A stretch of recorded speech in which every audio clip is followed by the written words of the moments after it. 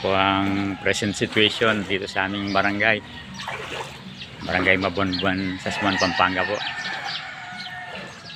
Lubog po ang eskwelahan.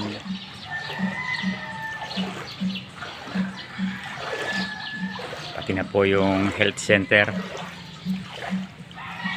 Yan po ang health center.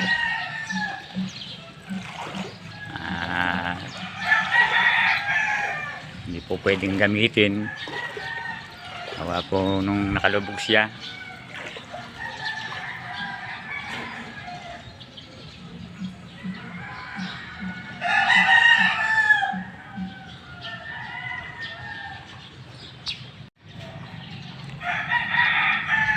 Barangay Health Center po ng Barangay Mabonbon po sa Sasmuan, Pampanga. Nakalubog sa ngayon po. Isa ko yan po siyang nakalubog sa baha.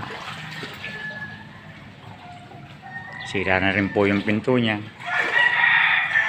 Sa araw-araw na tuwing may baha, naabutan po.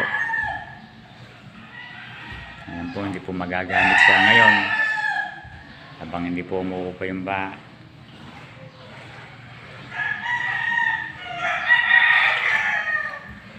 Sana po umabot sa akin na ulan at kahit paano po ma-upgrade ito para po magamit namin.